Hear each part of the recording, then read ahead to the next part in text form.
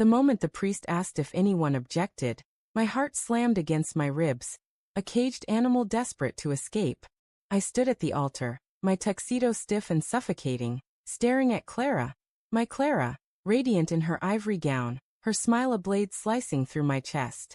The church, drenched in golden light filtering through stained glass, held its breath. Her eyes locked on mine, not with love, but with a flicker of something else, guilt, perhaps, or defiance. I should have known then. I should have seen the shadow creeping across her face. But love blinds you to the cracks until they're chasms.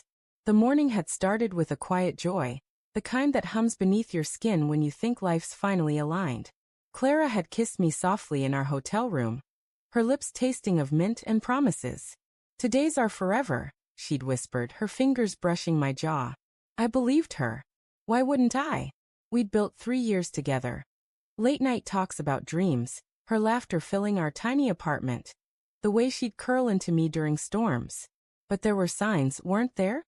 The late nights at work, the phone she'd tilt away when texting, the way her eyes would dart when I asked about her day. I'd chalked it up to stress, to wedding jitters. I was a fool. The ceremony unfolded like a dream I couldn't wake from. Guests filled the pews, their faces blurred into a sea of smiles and whispers. The organ's notes swelled, heavy and solemn, as Clara walked down the aisle. Her father's arm steadied her, but her gaze kept slipping to the side, to a man in the third row. Ethan. Her coworker.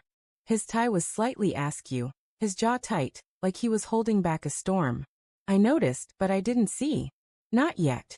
Vows were exchanged, her voice steady but her hands trembling as she held mine. "I promised to cherish you," she said, and I wanted to believe the tears in her eyes were for me. The priest's voice droned on, a distant hum, until that fateful question. "If anyone objects to this union, speak now or forever hold your peace." Silence fell, thick and suffocating. My pulse roared in my ears. Clara's fingers tightened around mine, too tight, like she was anchoring herself against something I couldn't see. Then Ethan stood. The church gasped, a collective inhale that sucked the air from the room. My stomach dropped, a stone plummeting into a void. Clara's face drained of color, her eyes wide locked on him. I turned to her, searching for an explanation, but she wouldn't meet my gaze. "Ethan, don't," she whispered, so soft I barely caught it. But I did. And it was a knife. "I can't let this happen," Ethan said, his voice low but steady, slicing through the stunned silence. Every head swiveled to him, then to me, then to Clara. My throat burned, my mind scrambling to piece together a puzzle I didn't know existed. "Clara, tell him," Ethan urged, his eyes pleading, desperate. "Tell him now or I will." The room spun. The stained glass seemed to pulse, reds and blues bleeding into each other. I looked at Clara, my voice a stranger's.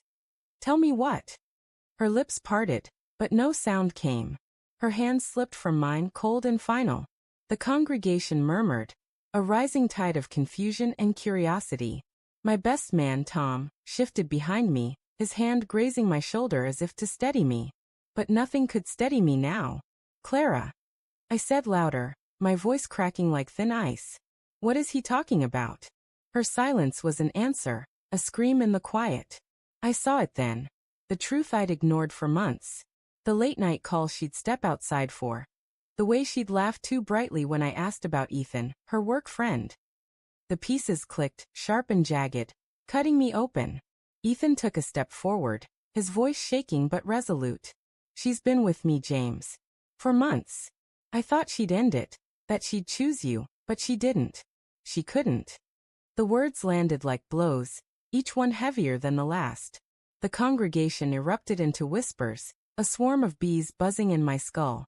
Clara's mother gasped, her hand clutching her husband's arm. My parents, in the front row, looked at me with pity I couldn't bear. I turned to Clara, my vision blurring with tears I refused to let fall. "Is it true?" My voice was a raw, broken thing. She looked at me then, her eyes glistening, but not with regret, with fear.